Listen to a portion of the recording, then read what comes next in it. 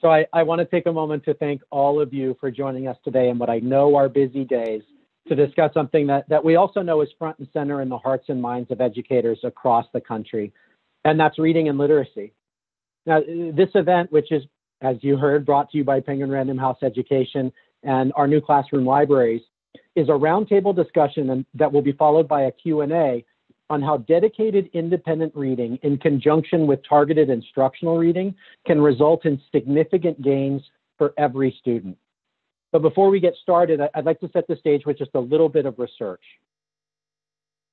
Now, regarding independent reading, I'd like you to take a look at the data that was highlighted by Dr. Kylene Beers and Dr. Robert Probst on what happens when you add just 10 minutes of independent reading to a student's school day. Now, from the top down, you see gains.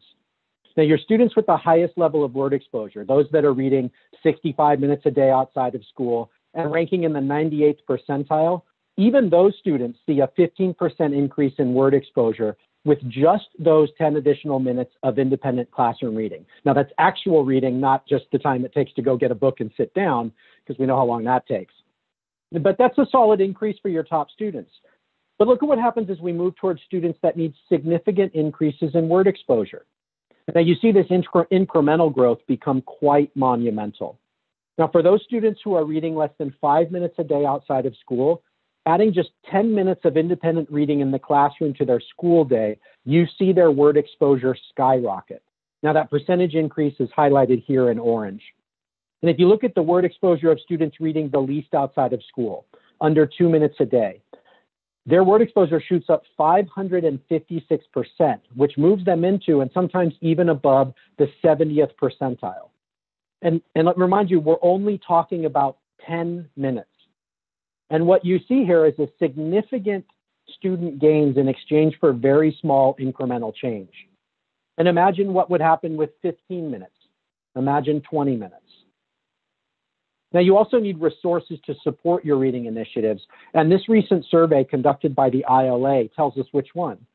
Now, teachers, administrators, literacy consultants, and higher ed professionals all overwhelmingly agreed that if you're going to strengthen any one library, classroom libraries are a key to success. And the National Council of Teachers of English's 2017 statement on classroom libraries actually reinforces this, stating they play a key role in providing access to books and promoting literacy. They have the potential to increase student motivation, engagement, and achievement, and they help students become critical thinkers, analytical readers, and informed citizens. Now, your students not only need time to read, they need the selection and access to enable choice. They need to be engaged, and they need what Dr. Rudine Sims Bishop calls the mirrors, windows, and sliding glass doors to an understanding of their own and others' experiences. Now, to support school reading and literacy initiatives, because we understand how important those are, Penguin Random House Education has partnered with one of our guests, literacy expert Laura Robb, to create both independent reading and instructional reading libraries. Now, these classroom libraries can be used with any curriculum and support the use of authentic and inclusive texts in any ELA block and across subject areas. You know, classroom libraries are fully flexible. They can be added to existing classroom libraries to revitalize student reading choices, or even be the strong foundation to build a new reading culture. And we're happy to talk more about these libraries in the Q&A, but for now, it is my great pleasure to introduce you to today's esteemed panelists, here today to discuss the research, the case studies, and how to get started on improving student success with independent reading. Our first panelist, I mentioned earlier, is Laura Robb, a well-known author, teacher, literacy expert, and international speaker. I welcome Laura. Laura, if you want to give a quick wave or hello. Our second panelist and moderator is Dr. Kris Felicello, Superintendent of Schools for North Rockland Central School District. Welcome, Kris. Thank you, Travis. It's a pleasure to be here today. And rounding out our panelists is Carol Celani, a literacy specialist and someone I've worked with very closely in the Auburn School District in Maine. Hi, Carol. Hi, thank you. Now, all of our panelists have seen firsthand the power of independent reading coupled with authentic, real world books. And I'd like them to thank them for joining us. And at this point, I'm going to turn it over to Dr. Felicello. Doctor? Thank you, Travis. So, what a wonderful product, and so important for us to increase the level of reading. Laura, I have a question for you, and I noticed that our libraries are K through 8 and also into the secondary. But why do you see it as important for our youngest learners to be exposed to a classroom library, in particular pre-K students, K students, particularly when these students at this point in their academic career are unable to read most of that? Thanks so much, Kris, for asking that question, because the pre-K and K libraries, from my perspective, are the most important libraries. And this picture that's on your screen tells the story really well. The little girl looking through books is 14 months old, and her parents had been reading to her ever since she was born. So what's happening here? She's learning a lot about books. She knows the front and back cover. She knows that we turn the pages from left to right. She's developing what we call concepts of print and emergent literacy skills. If you look at the middle picture, that's Amelia's brother, Liam. He's 4, and he's looking at books all the time and what we call pretend reading. He's telling the story through the picture.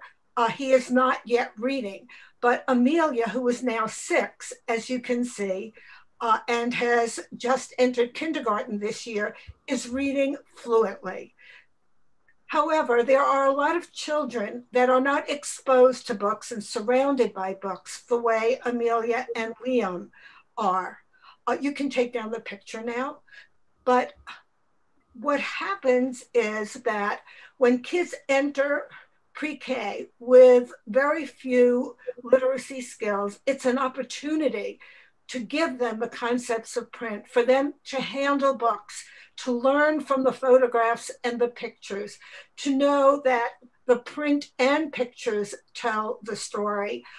They learn how to point to words. They learn that there are spaces between words and punctuation. We used to call these like pre-reading skills. They're really getting ready to learn how to read. The more exposure they have to books on their own, and the more books that are read to them, the better predictor it is of reading in 1st grade, 3rd grade, and becoming a really strong reader by 5th grade. And Carol, I know that you ordered the pre-K libraries, and I was really thrilled that you did that. Have you had a chance to use any of them, or can you tell us anything about your personal experiences? Sure. So our school received our classroom libraries by the end of December. And specifically speaking to the pre-K teacher, she started to unpack her books in January with the children present. So one of the very first days, I had written down, one of our little friends walked into the room and her quote was, "It's a book paradise in here." And that day, they all got to look at books. They all got because of the conditions that we're under, they had a set pile on their own little table. But it was just so important for those kids to have their very own pile of books to be able to look at. And at the end of that morning session for pre-K, she even said, instead of choice time with toys tomorrow, can we get new books? So it's vitally important for them to be able to have their hands on these books because they might not have them at home. You're absolutely right, Carol. The population I've been working with for the last 4 years are children entering 5th and 6th grade, reading on a K-2 level. And we do surveys and we try to find out the background of these children. I would say that 99% of them never go to the public library, do not have books in the house. Some of them have parents who speak different languages, but books and reading have never been a part of their life. And it really has a tremendous impact. And the year I had them, we ordered classroom libraries. And again, it was the same reaction as your little pre-K kids. They felt they were in book heaven, you know, that they had books to choose from, books they were able to read, books they knew they would learn how to read. It's a most exciting thing to watch children respond to that deep, you know, deep within us is that desire to read and communicate. For me too, as a superintendent, one of my biggest challenges is to get our students to develop that love of learning throughout life. And it's not just about school, or I have to read this textbook, or you know, because somebody's telling me to do it, but develop that love of learning and of reading. And it's always a challenge when the kids get much older. But hearing what Carol said about it's a book paradise in here, you know, that makes me want to run out right now and, you know, get some of those books for my younger learners. It's such a great thing to hear. It is, Kris, and it is exciting to watch. And when motivation and engagement start way down there, it continues. Nothing can stop it. Absolutely. Absolutely. So we'll do another question. Sure. All right.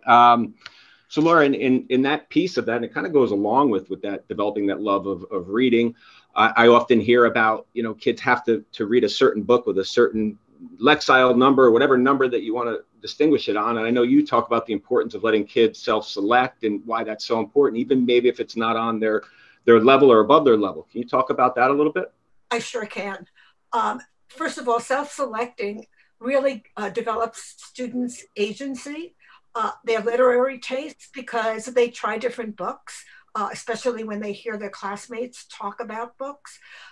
And it leads to independence. But you know, Kris and Carol, we also know that what you choose because you want to read it and it interests you is what will motivate and engage you. And we have to really learn to trust the children to do just that. Forcing a kid to read a book, they don't read it. They can pretend read.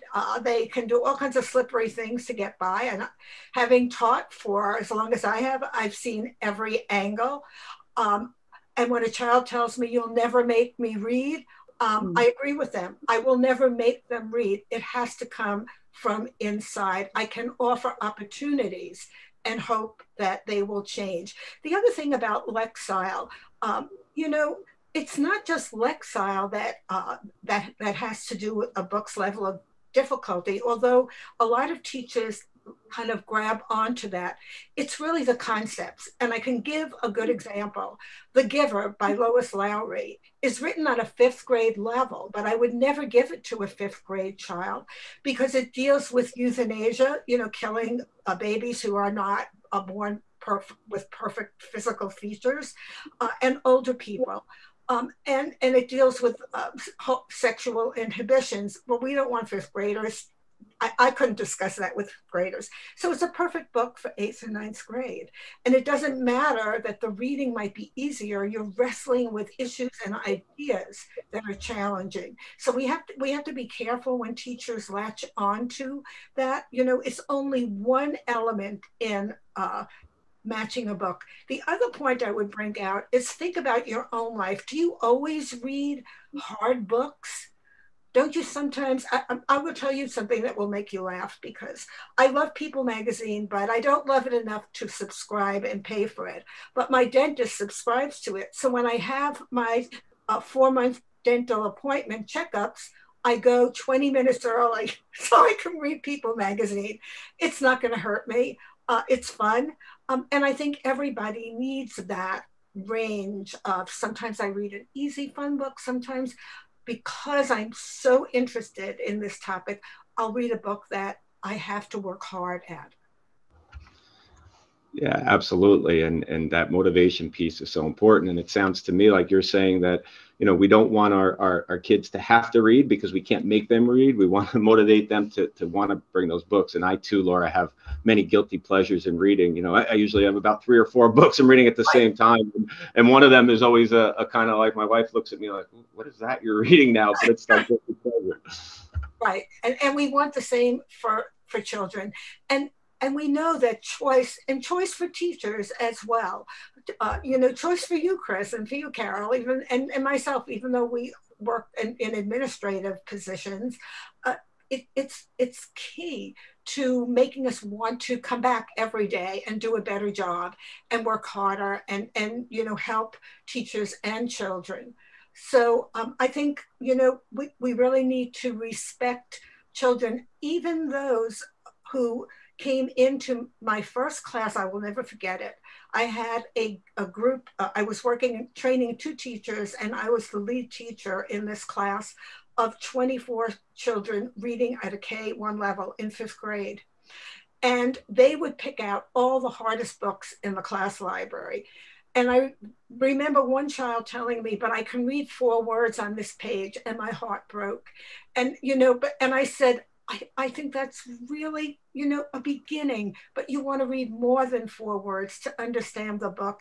And so I gave that child 3 or 4 other books to look at. But, it took us 3 months to get those children to think about choosing a book that was what I call a good fit. And we all worked hard. We modeled, we chose books that we said were too hard, and then we couldn't read them. And we did all the things the kids do in front of them. And soon they began to talk about it and why.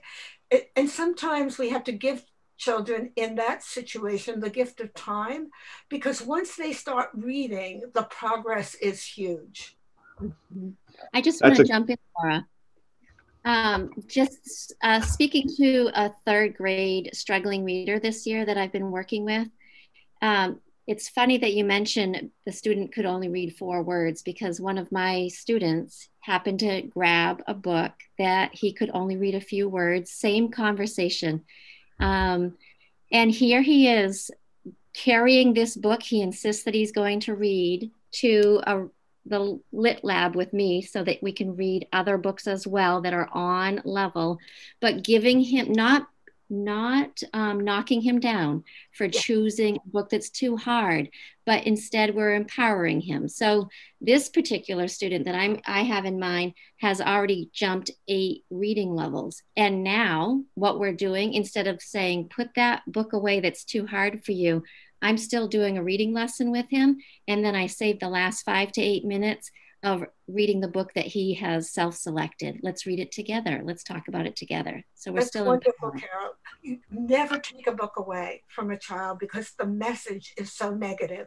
And we want to, your positive outlook just makes me warm all over, because that child knows that you respect his choice, but you're also trying to help him. And that message from the way you're working with that child will stay with that child a lifetime. Mm-hmm. Carol, I just wonder if you have your classroom libraries and your students are self-selecting and you're exposing to them with these wonderful and rich texts, are you noticing that your students are reading outside of the classroom and talking to you about other books, or trying to get their hands on other books that are outside of what they need to do in class? Yeah, absolutely. What we've done this year, because we are in such a unique situation, is we've put together book carts that are outside grade level spans, so that students can then take those books home. And we are not logging whether or not a student has taken a title. If the book comes back, fine. If it doesn't come back, that's okay too. We've put in a few initiatives. The other thing we've added is we actually got a bicycle with a basket and books donated to our school. And we, the staff around the whole building, we're pedaling our bicycle around the neighborhood, and kids who are working remotely are coming out and picking books from our basket. So we are increasing books in hands of kids, both at home and in the classroom. What a wonderful idea. I might steal that in my district. And yeah, it really works, Kris, because in Evan's school, which is a middle school, his librarian and a group of volunteers, parents and teachers, do just that. They go out into the rural areas and they deliver books. And the kids are waiting, jumping up and down, middle school kids. And you know, again, we know from research, I'm just going to throw this in. Originally in 1988, there was some research done that showed a very tight correlation between the amount of independent reading children did every day, and I'm talking about at school, and their development as readers, their achievement, their development of skills and strategies, and they would become better and better readers. But when the National Reading Panel disregarded that research because they said it wasn't done scientifically. But in 2004, Samuels and Wu, two university professors, did a scientific research and they got the exact same results. So we know that the best way to develop readers is through classroom libraries and independent reading. It's the practice that I think a lot of administrators understand that students need in soccer, in basketball, in football, in volleyball, to do well.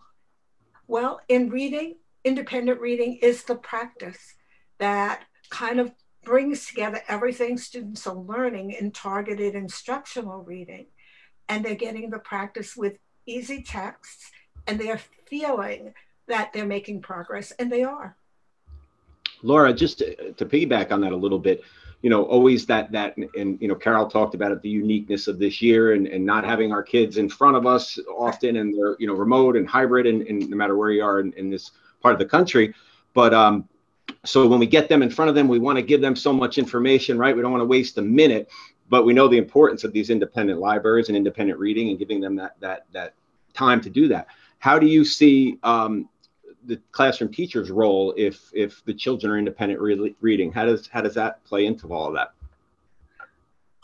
With remote learning, with virtual, like if I'm an English teacher or a social studies teacher or whomever, and I have a classroom library and I want to give the students the opportunity each day to read 15 minutes a day in my class, but I only have 45 minutes.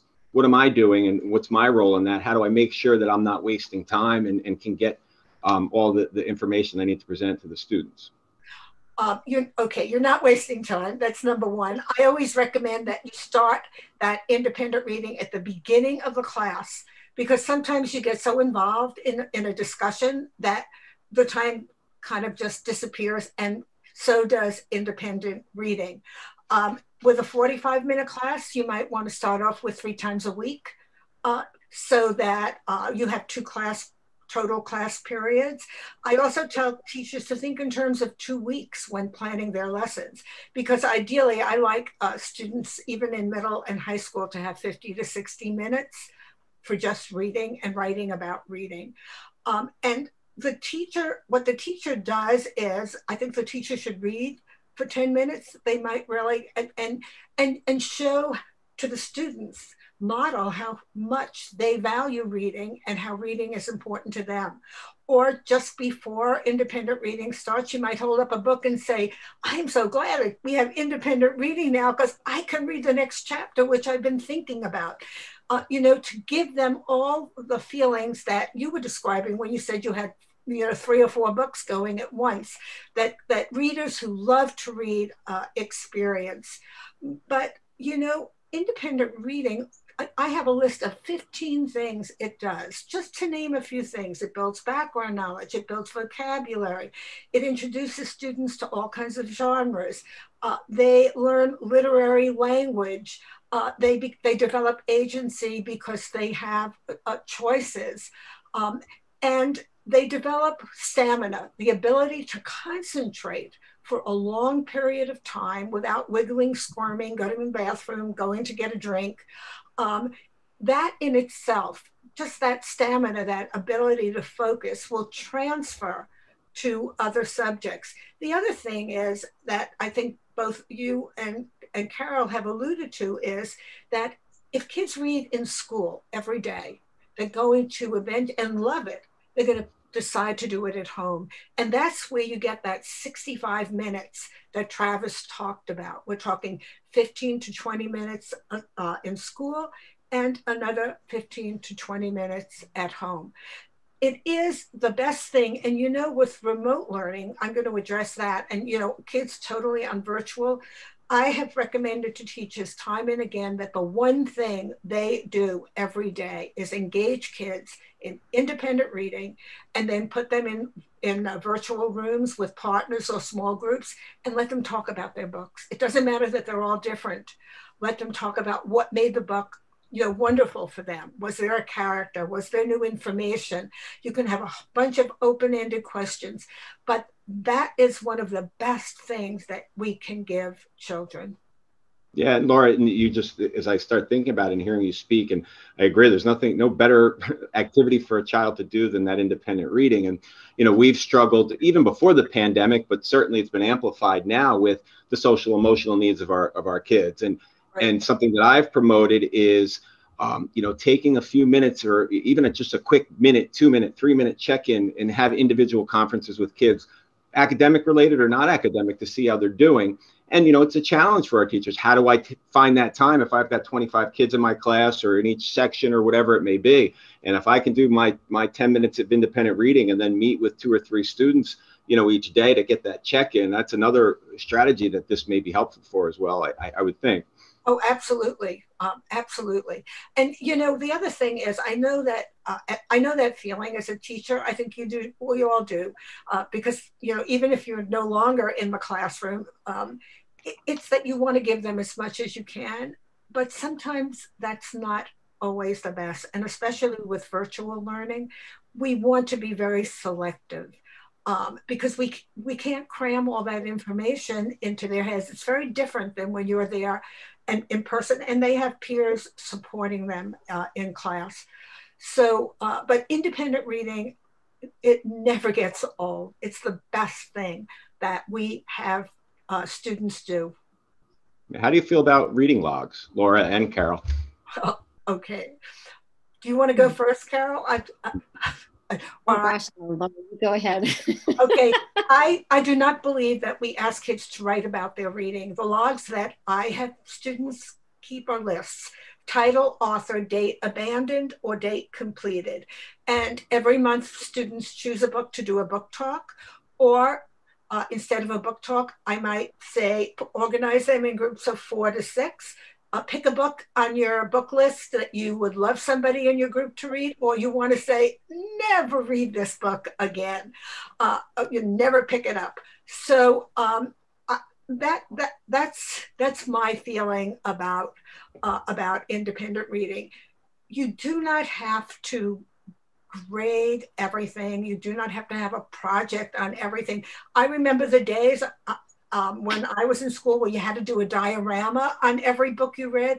And, you know, if you read a lot, you were punished because you had to do 10 times more dioramas than a kid who read 2 books if you read 7 books. I don't see that as a way to promote reading. I have to tell you that I was at a conference once and the teachers dragged their superintendent, Kris, up to speak to me and put me in a pretty tight situation because he had mandated that all the students in their middle school, 6, 7, and 8, had to read 30 minutes a night and write a summary in a journal that was graded. And the students said the teacher said after 6 weeks, many of the kids just said, give me an F, I'm not doing it. And the superintendent got really angry. So, and he's saying, I need accountability. And I was struggling in my mind to find a way to respond. And it just popped in. And I said to him, I'd like you to show me one of your journals. You don't live too far from where the conference is. Go home and get a journal and bring it back. I really want to see it. And he said, are you kidding? I don't keep a journal. I said, there's your answer. There's your answer. That's so funny, Laura, because I was on the opposite side of that. I led an initiative here in my district in North Rockland where we no longer allow reading logs. And, I was asking, why the same arguments, the accountability and such. And I said, well, let's kind of do this exercise. It's June and it's the last day of school and you've gone with your family down to the beach and who likes to read? And you take out your favorite book and you see the sunset and everything you're reading. And then okay, now I want you to write about, which character was introduced and how many minutes you read, and you have to read 15 pages before, and then it kind of makes that point. But same kind of analogy there. What happens is we become victims of the way we learned, and you have to break those paradigms of things that you did that because teaching and how kids learn depends on research, and this is an era of great research. And I always say it's evolutionary, it changes. But the most important thing is we teach the children sitting in front of us. And if those children can't read, we don't give them a book they can't read and read it out loud because they're not reading. What we have to do is work together, collaborate, and find ways to turn these children into readers. And it takes time and patience and Carol's very positive attitude to that young boy needs to transfer to every child that sits in a classroom in front of a teacher.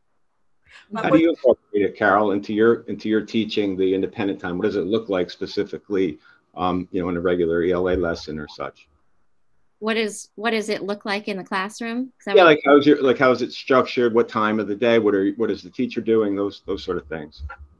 So in our district, teachers have anywhere from 120 to 150 minutes for literacy.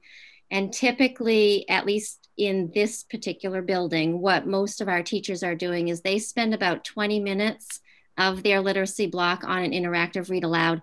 And that's the part where I feel is the selling point, the part of the day where we can capture kids' attention.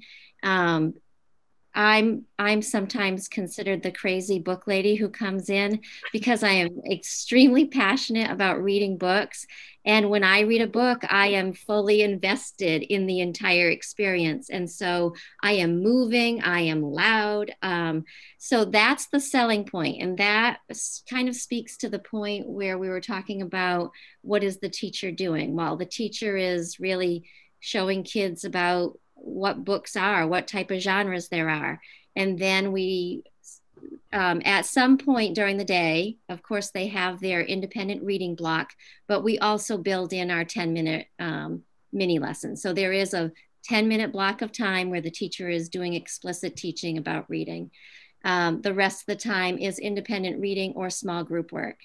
And it varies from classroom to classroom, whether it's AM or PM. But for the most part, that's the structure. And as far as speaking to your reading log question, what I find to be the most authentic for students is kids being able to see both adults and children talking about books, what books interest them, what books they don't like, what books they think somebody else should be reading. And this year, one of the things teachers have been using is Flipgrid. So one of my most engaged, I put it out to K through 6. The whole school just asked them, share with me on Flipgrid your most favorite book. And once I had kids' names entered into this Flipgrid, what I then did is auctioned off books. So as soon as I had a certain number of recipients, then I picked out, and you just won a free book. Highly engaging, but that's who sells books. When you have your own friends sitting next to you saying, you need to go off and read this book. That's how we're getting our students engaged. Yeah, that's great. It's great. And sometimes I have elevator talks. And middle school kids really like that, where you have 60 seconds to sell your book when you finish it. And whenever, there's no particular schedule. A student will come in and say, oh, Mrs. Robb, I finished my book. I got to have an elevator talk. Could you fit it in? And I will fit it in at some point during the class, and they get up. And you're right, there are takers. In fact, sometimes there's a list of students who also want to read that book, and they're telling the other kid, come on, finish it, we want our turn. And it's very exciting. All the same thing. Kids are the best advertisers. Once a child starts to love reading, it's almost like catching a cold. It spreads, Sometimes it's just one title, right? Or one book right. that hooks them and they love. And that's why I think it's so important to expose them to different texts, to let them have options, to let them pick, what they're going to be reading. Here's a question that I thought was interesting, and maybe either of you could expand upon this. How do you supplement reading log or reading reports and other assessments when the administrative team, and you touched on this, Laura, is pushing for more data? We need to prove the efficacy of independent reading. We need accountability. I love the Flipgrid idea that Carol talked about, and those. I remember we used to do little commercials, and kind of like how you said, Laura. There are other ways when an administrator wants a grade or wants something in that checkbook. Well, I have to tell you, I am totally opposed to grading independent reading. It's a lifetime skill, and I think this emphasis on grades comes from a very teacher-centered, teacher-controlled kind of teaching that a lot of us experienced. What I do, since my main experience is 4 through 8 or 9, I have kids do a lot of write-ups of self-evaluation. You'll see one at the end of this at end of this roundtable from a student I've been working with this year.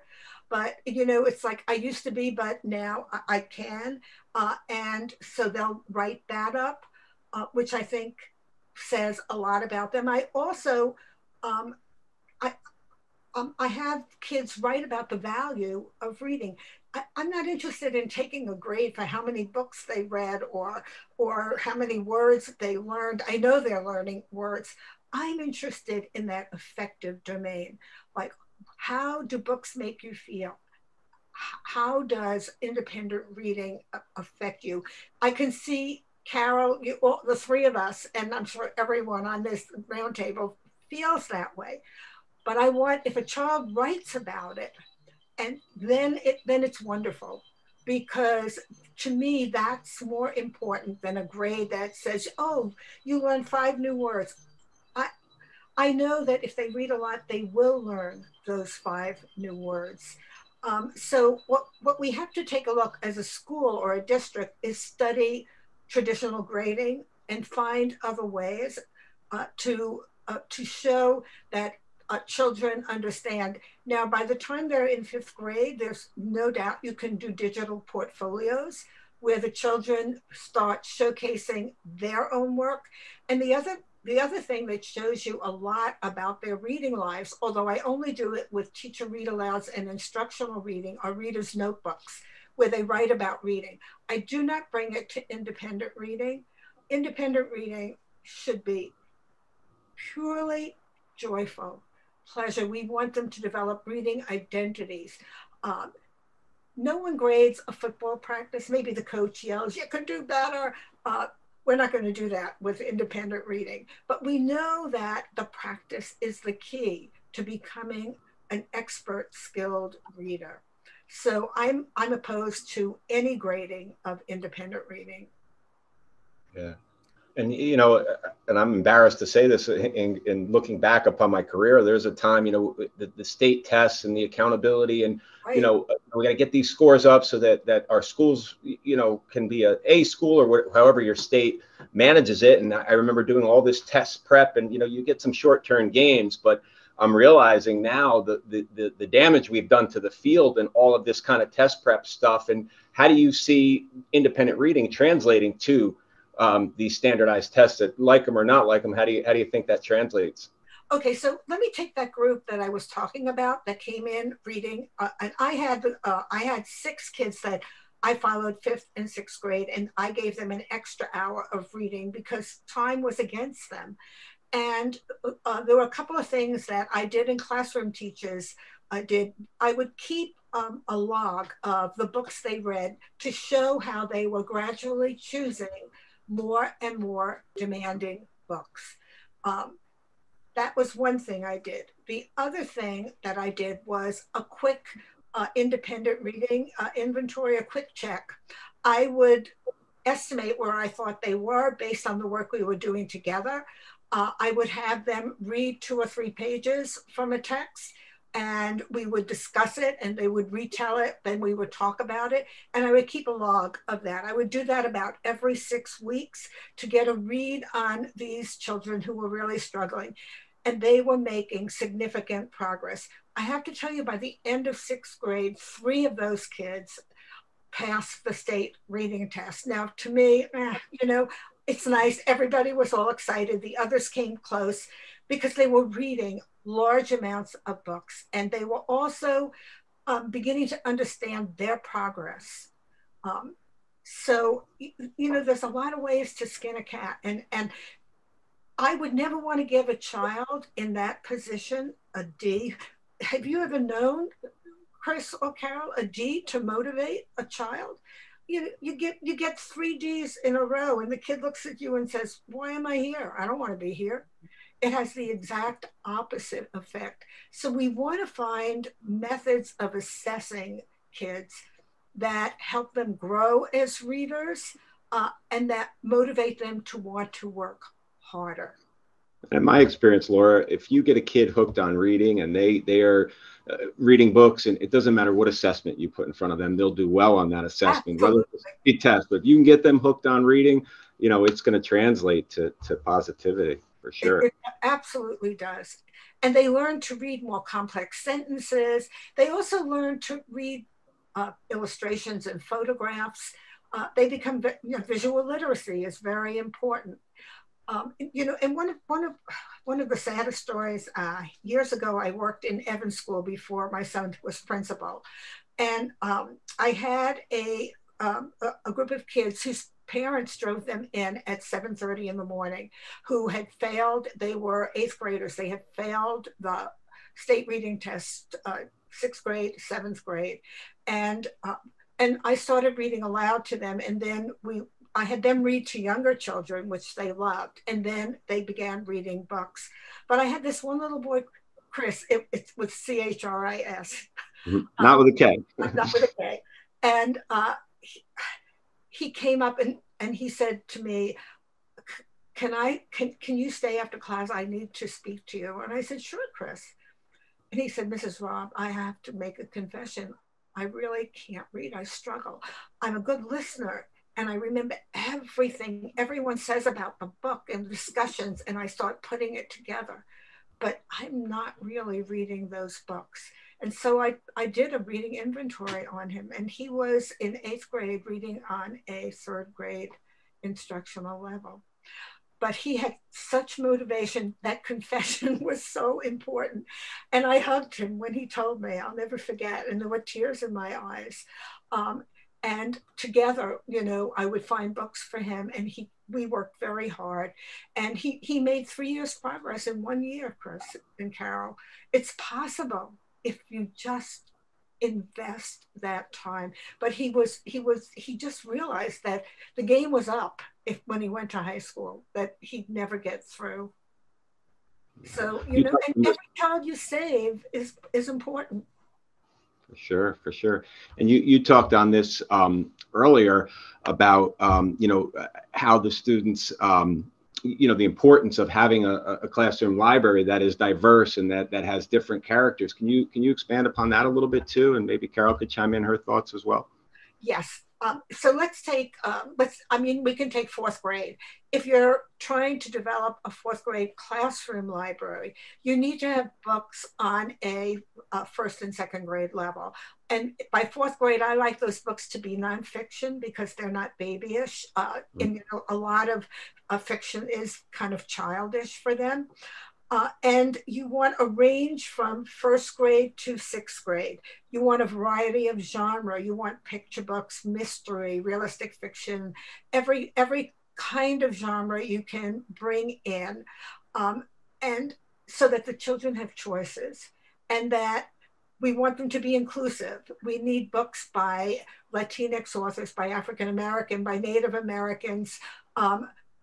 We need to cover all the cultures in our country when we have books. It should be a reflection of that. So as Travis said, kids see themselves, mirrors, windows they can walk through and see others. and they're constantly going back and forth between the two with that revolving glass door. So I'm very careful when I'm curating a library. The other thing I do is when the library comes in, like the library's Penguin has, you're going to get 350 books. The teacher should not organize them. It's the children. I love when you said that the children, she unpacked them even in pre-K. I have the kids organize them in teams by genre, and they put little sticky notes and they have discussions. And at one point, the first year we did this, they ran and grabbed their readers' notebooks to write down books they wanted to read. That's how excited they got. And it took 30 minutes over 3 different classes to curate a library of 350 books that way by genre, because kids choose by genre. They had so much fun. The excitement in it even like echoed at lunchtime. So that's another thing that I want teachers to do. I want them to let the children do as much as possible, because the excitement has to be among the children. And the last thing that I do is I set up a big chart in class, and it's titled Books I Want to See in Our Library. And the children write books. And I tell the teacher, if you don't know the book, check with your librarian before you order it. But order a lot of the books that the children suggest, because then it becomes our library. Yeah. So to add to that, I'm just thinking about our population here, where we have a diverse population of students. We want to make sure that the books that are in the classrooms represent all children, and they just need to be able to see themselves in the characters and in the books. I can think of a student from last year who it was just very powerful for her to be able to connect with a book and then be able to share that with others. And when you notice a kid who has connected deeply with a book, and I'm talking about just in this particular case, it's just a picture book. It's a picture book. It has beautiful illustrations. And this particular kid that I'm thinking about asked, can I go down to kindergarten to read it? And she was also a 3rd grade student. And it was that important for her that she has to share it with others. And she wants to be able to, it's more or less her spreading the message that you can see me in this book. So when we asked Penguin Random House to put together classroom libraries, that was one of the things that I had spoken to Laura about. This is our population. This is what we need to see. We need a wide variety. And this particular school we have a lot of struggling readers. So we have books, all grade spans in all classrooms too. And that's super important for our kids. You know, that reading to younger children is a wonderful way. Reading buddies, I think it started at the University of Virginia, where older kids get younger buddies. And it's great for both, especially if the older kid is a reluctant reader. You know, there are a lot of kids who can read well, but choose not to read because they don't like to be told what to read, especially when they enter adolescence. And so I'm a big believer in choice in instructional reading as well, Carol and Kris. I always give children a choice of books. It's that reading workshop approach where you have, you know, 100 books for a class, and that at different levels, and they all have choice.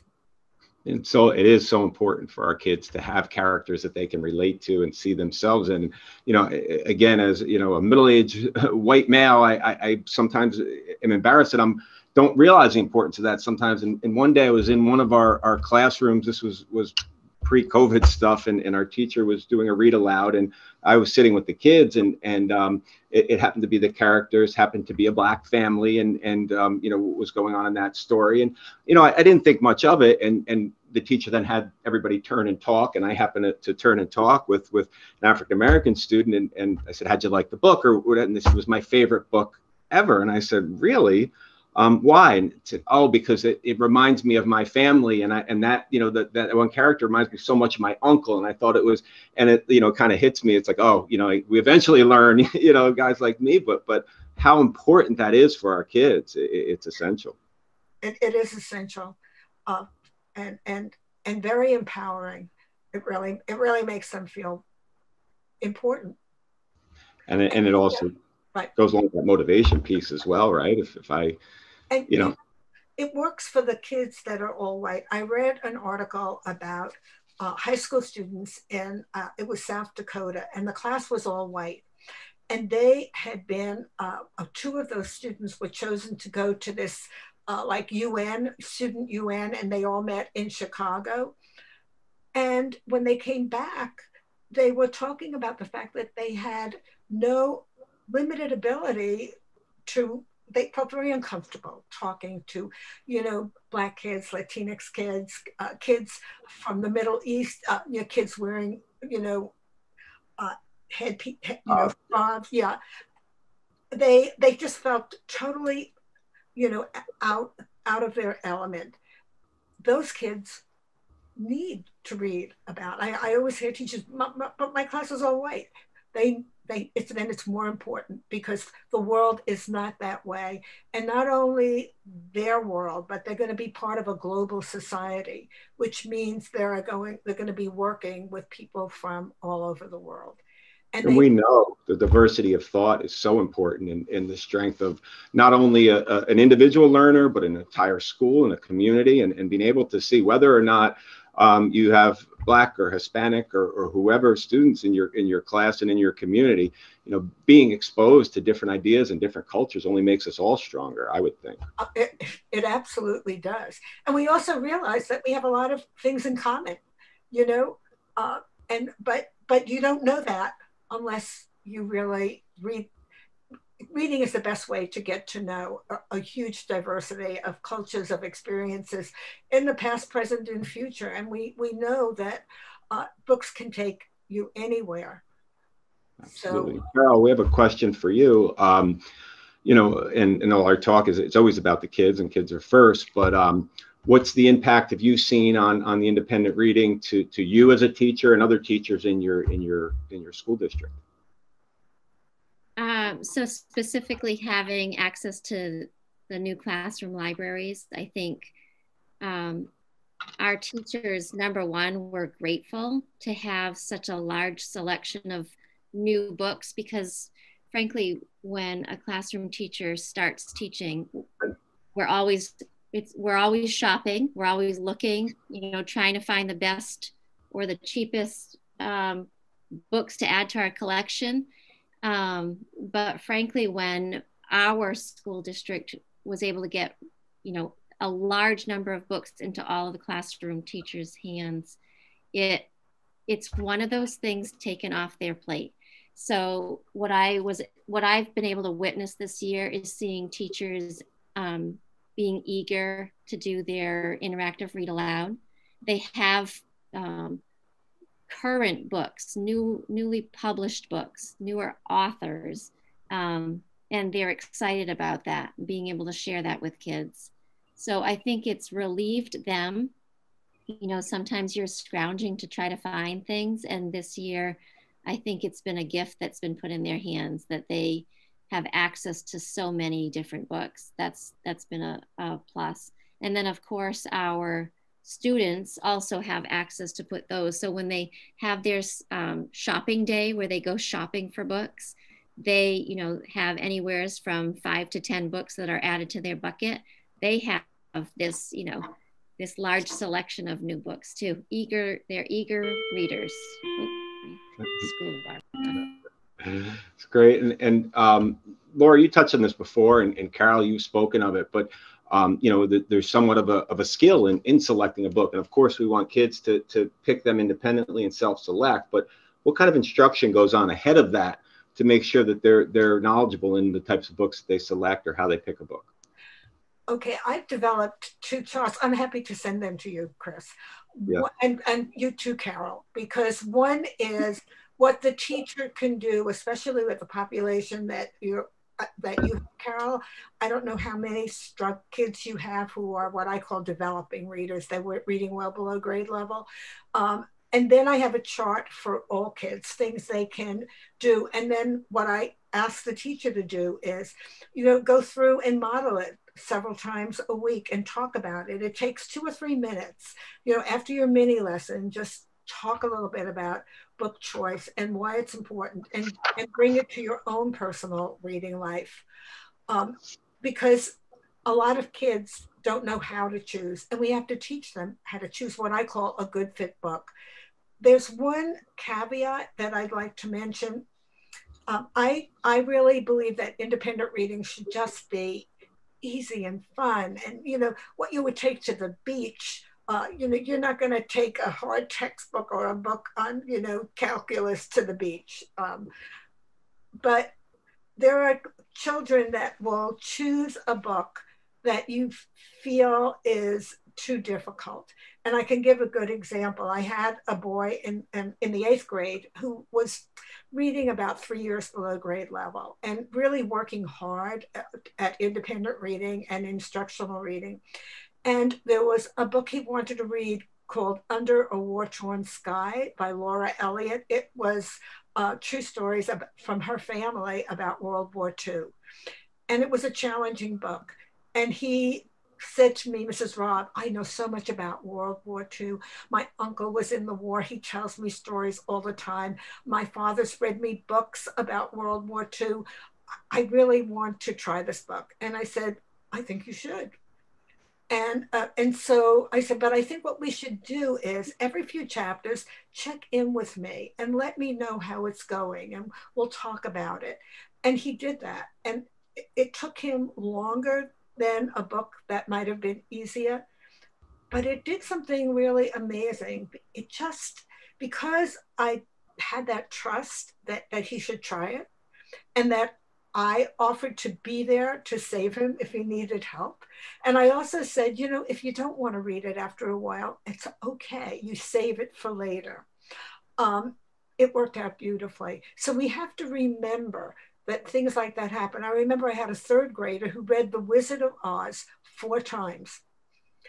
She, in the middle of reading it the 4th time, she said, this is the greatest book. I really get it now. She worked hard, and a lot of kids want to do that. We have to let them. We just can't develop blanket rules. I go back to what I said a while ago. We teach the children in front of us, and each child is unique, and we respond to their needs and what they're asking for. Yeah, and that's wonderful. And you know, I in that same vein, I remember a couple of years ago when I was building Principal, and we had a kid that was dying to read the Harry Potter books, and was so far above that child's reading level.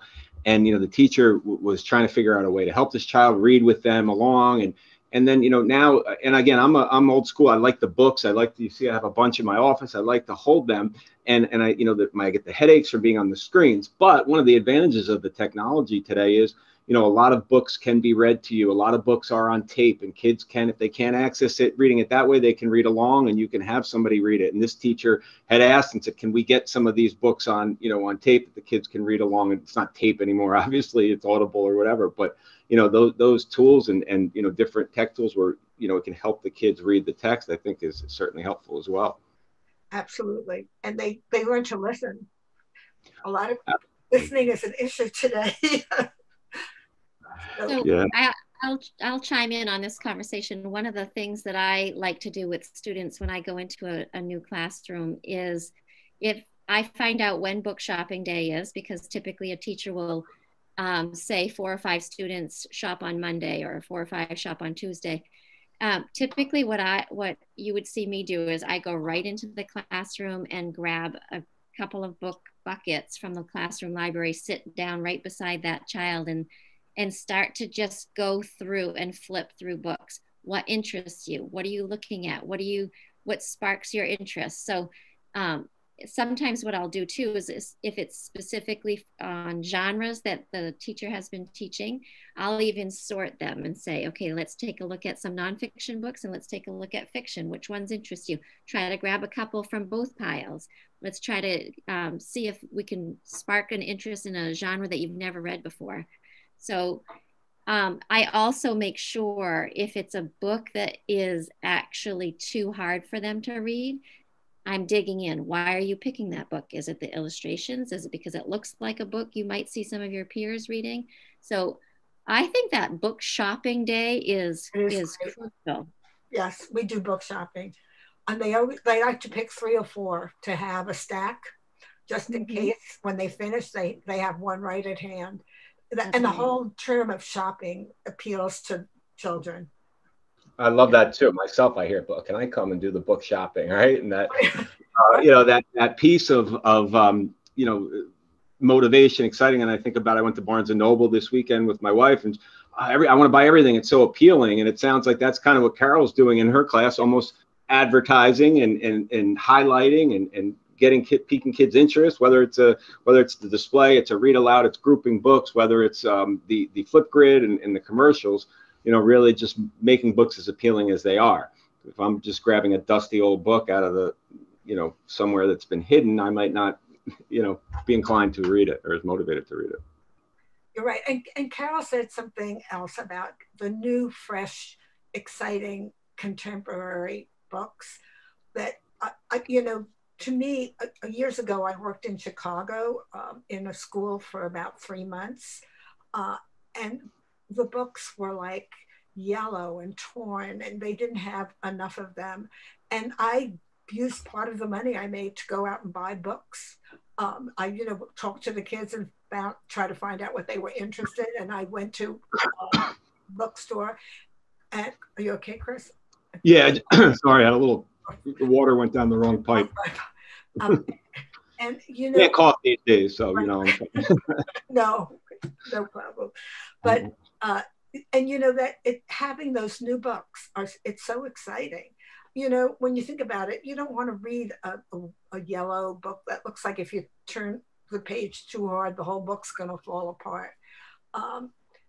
We have to be very aware, and children are different now than they. You can't give them a library from 20 years ago when you first started teaching. The children are different, and we have to be responsive to that. And, understand that shopping for books is like Christmas every day of the year for children who love, and Carol, what you're doing is even, you're sending a message to them by sitting down next to them and taking the time and saying, I care about you. I care about your reading life. I'm interested. Those are the messages that we want to give children that really turn them into readers. Yeah, we've talked a lot about teachers and the students. Carol, have you gotten any feedback from parents? Have they noticed a difference since you started this initiative and expanded the classroom libraries? Not specifically to the classroom libraries, but just the outreach that we've had with getting books in the hands of kids.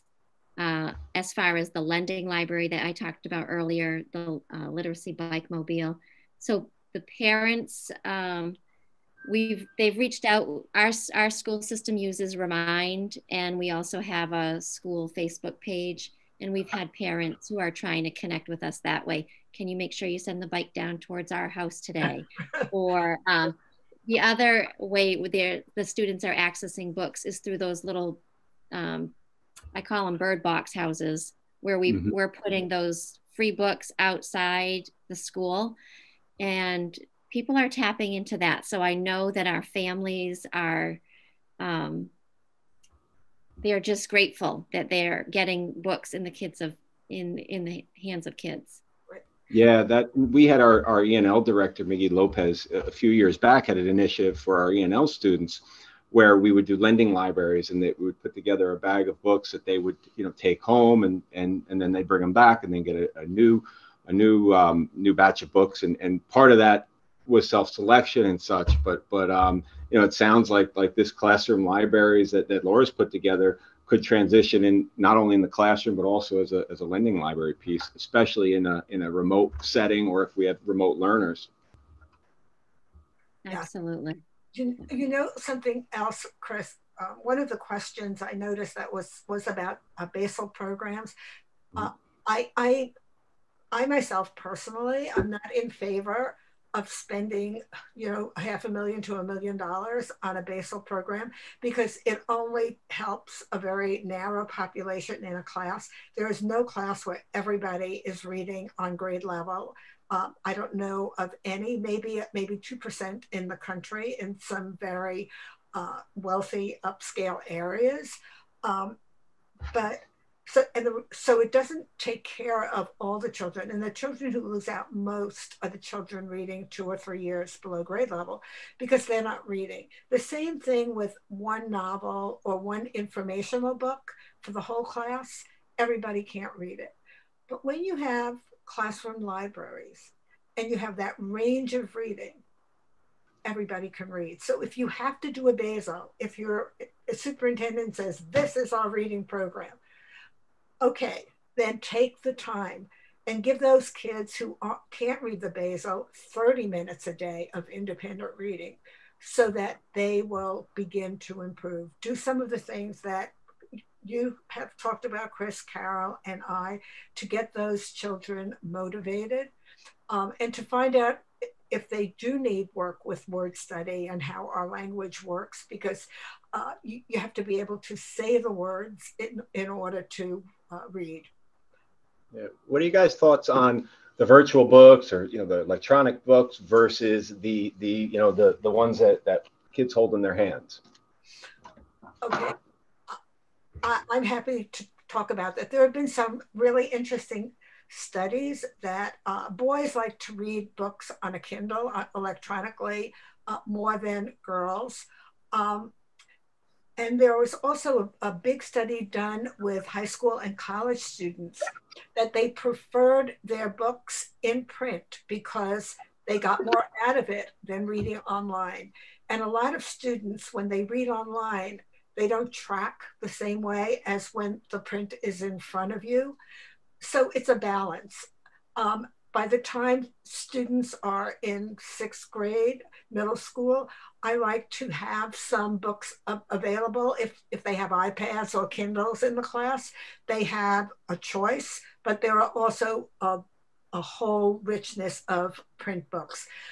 With the virtual learning, a lot of schools have ebook libraries, and that was certainly helpful for kids who, especially during the height of COVID, when all schools were locked down and closed, and you couldn't get the books to deliver to children. So it's finding balance for me and giving kids choices.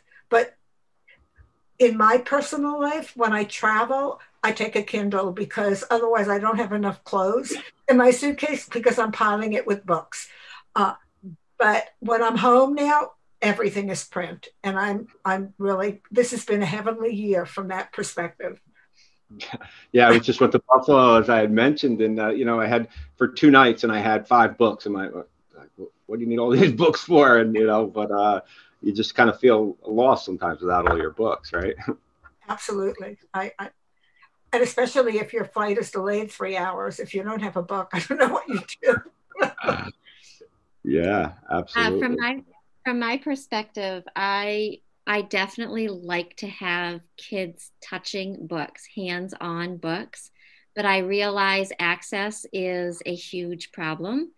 And some students just cannot get their hands on books. We have, in our district, we have a hybrid model, but we do have a great number of students who are fully remote. And so those students are spending a lot of time on digital books. And frankly, there are some times where teachers cannot get their hands on some actual book that a child is requesting, and the ebook is the only way they can get to it. So of course we do have kids reading those. But frankly, for myself, when the iPads, we are a one-to-one iPad school. When the iPads enter the building, my preference is, can you put it on the docking station and charge it? Because today, if you're in person, then my preference is get them in the print books, have the print books in front of them. Yeah, absolutely. With limited time and so much so much time being forced on the screens. I couldn't agree more with getting them off when we have them in front of us as much as possible. Sure. You know, there's something about touching those pages, going back and reading easily a part you loved, and smelling the book. I don't know. There's something about it that it's just, I can't even find the words to describe the feeling, but all of us have that feeling. The whole other world in that little Yes. package, right? Right. It's, yeah. Right. And I love to write on the books and highlight. I know you can't do that in the classroom. You know, what would you guys suggest for that? If I want a kid to take some notes or to, but I want somebody else to be able to use it another year. How do you have any workarounds for that? You could use sticky notes, and they put their name and the page on it. Best friend, sticky note, right?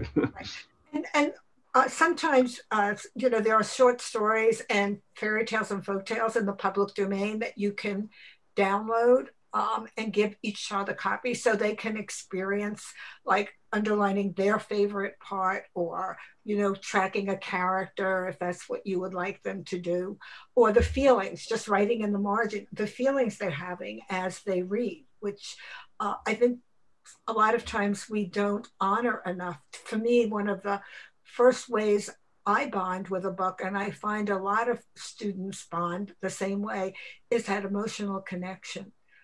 I'm feeling very strong emotions as I'm reading, and it really keeps me reading.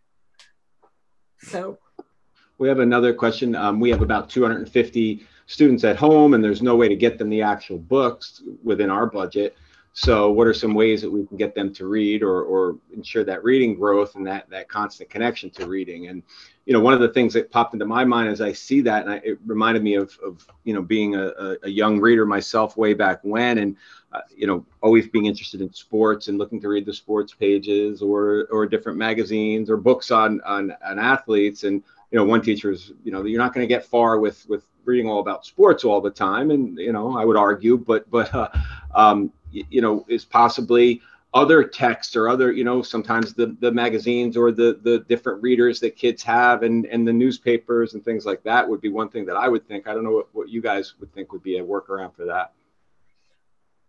Well, besides, getting the books, like driving the books to the kids in a car or a bike, what we've done in the school that I have worked in the last couple of years is the teachers, once the school went hybrid, the teachers started putting together books for students who were virtual, put their name on it, and then the school sent an email home to families, and there was a pickup time with a range of time, like say between 10 and 1, if you knocked on the door, the office would put the book, someone in the office would put the bag of books outside. And then there was a return day. So that's one way. The other thing is to get your local newspaper, which I think you probably have. We have a local newspaper, and get multiple copies and let the kids have a newspaper and have a pickup point or a delivery. A lot of, like, I live, and I think you're the same, Kris, I'm not sure about Auburn, Carol, but I live in a small city, 15,000, with lots of rural areas outside. So within the city, it's possible people who live in the city can pick up books, but people who live 10, 15 miles out of the city, we need to get the books and the newspapers to them. The other thing is there is a lot of material online in the public domain. It just is not always motivating for kids because it has to be at least 100 years old. But I find the poetry is motivating. So I will recommend a lot of poetry and poets for them to investigate online and read.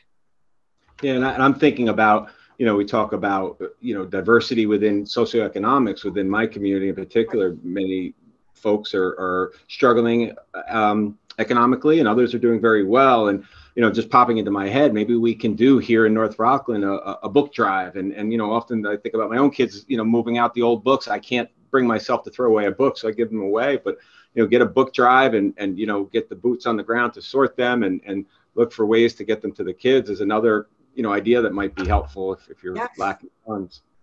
that would be fabulous. I'll share just a couple of things that we've done since school closure. The first thing we did is we reached out to see if any of the publishing companies could offer us a reduced rate for books. And so we were trying to put out feelers everywhere. That was one thing that we did. And frankly, I just would beg.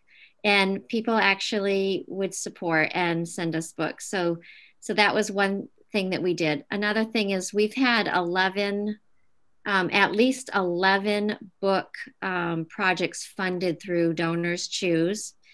And all the books going on the Bike Mobile have come. Those are free books that we have been given through donations. The other thing is another big sponsor for our district is Kohl's. So you know how Kohl's sells books with their stuffies. Typically what happens is when they get through a cycle of those books, there's piles of books left over. And so we're fortunate enough to have a connection with them, and they've been giving us their books. The other thing that we've done is we started to weed out. So prior to getting our brand new classroom libraries, we asked teachers to start to weed out books to make room for new books. And those became free books to put in the hands of kids.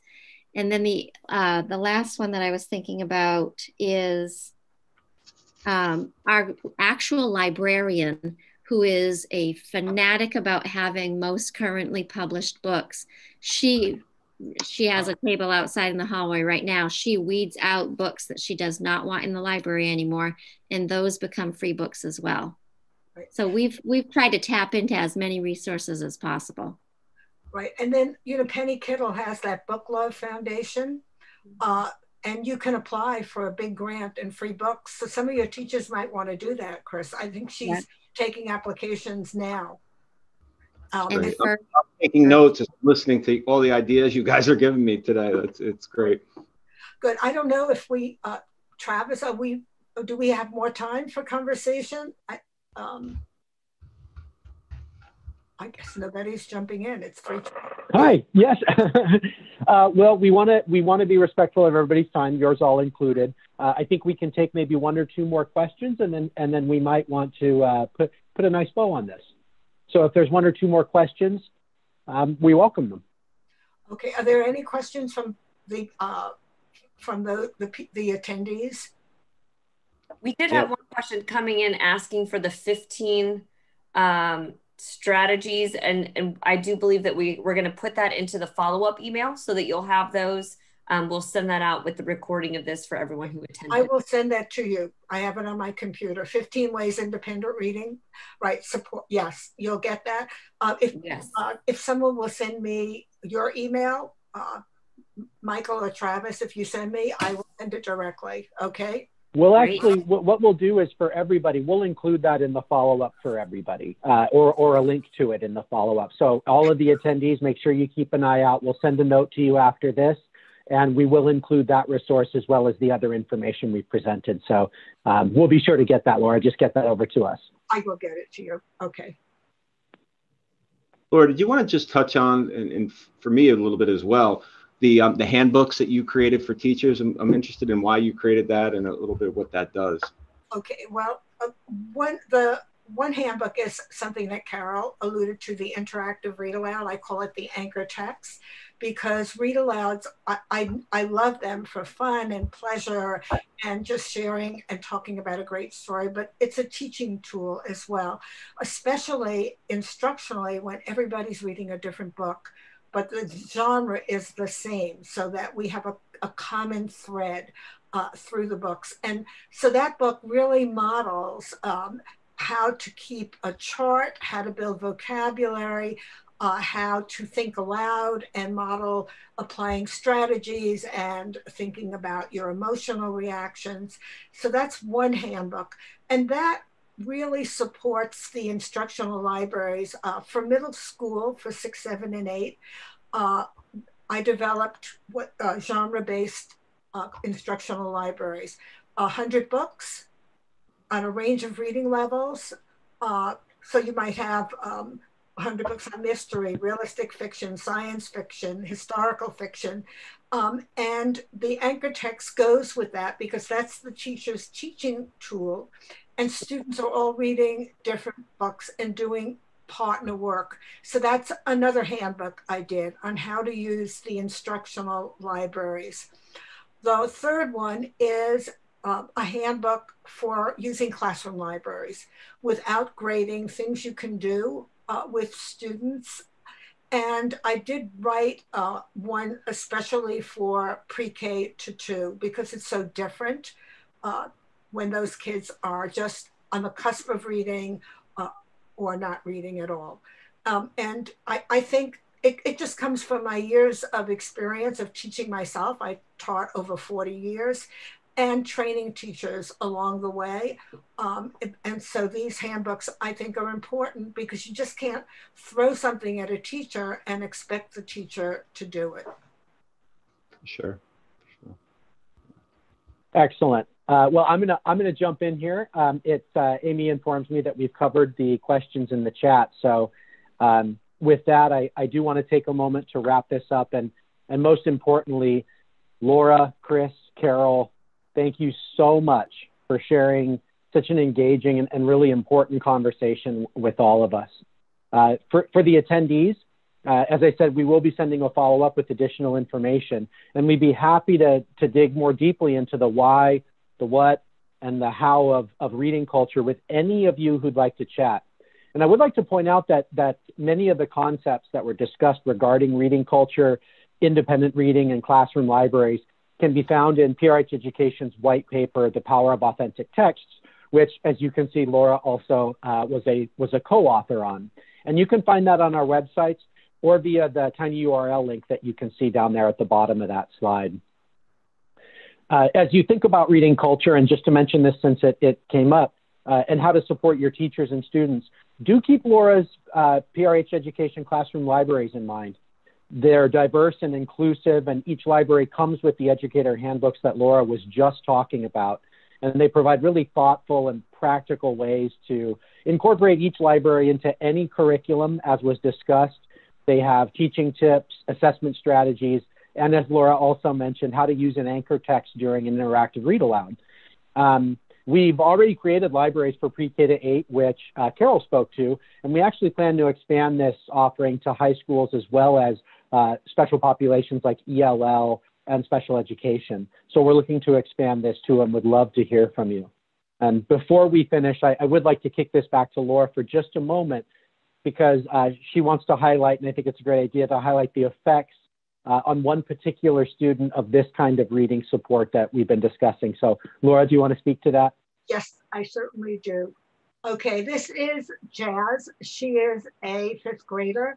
She came to me last year as a 4th grader. Her mother is a chiropractor in town, and that's how I know her. But Jazz hated reading.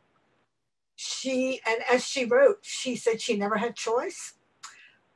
The books were too hard. She was given tests. She did terrible. They were boring because she couldn't read them. If you can't read a book, it's going to be pretty boring. And when she came to me, the first thing she said before we went into COVID was, "You'll never make me read. I hate reading," and that's that. And as I said earlier, I said, "I understand, Jazz. I can't make you love reading, and I can't make you read. So, we'll take this journey together and see what happens." Well, last week, she came to the house and brought me some bagels. She knows I love bagels. And she said, I have to tell you, Mrs. Robb, I love reading. I love all the books I've been reading. And she read all the books she reads, she chooses. With virtual, I give her a list of 5 books. She goes on Amazon, she reads. You can do some reading of the first chapters. She reads them all and she chooses them. The first 3 books were books about biracial and Black children. She said, I never saw myself in a book. Every book I read in school was about a white child. This is the first book that she chose that was not about a Black or African American child. A Black or biracial child. It is a mystery called The Secret Zoo. And she loves mystery, she said, and she's really loving the book because I asked her to read the first 3 chapters and she read the first 6. She said, I couldn't put it down. I just wanted to know.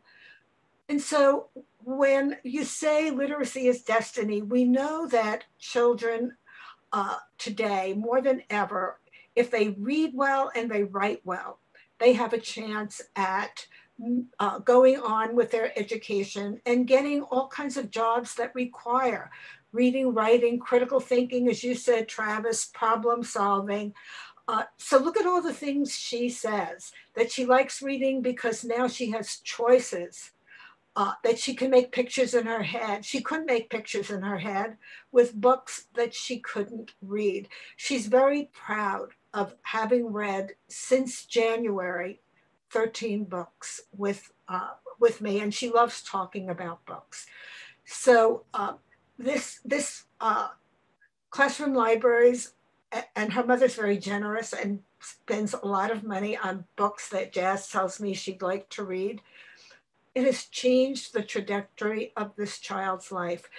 She was adopted. She was born from a mother who was had drug and alcohol addiction. Her life was slated to not be very successful. I think books and her learning to love reading has changed her life completely. This child reads. When they went to visit family in New York, she took 2 books in the car. Her mother said that she would have thrown them at her if she suggested that in the past.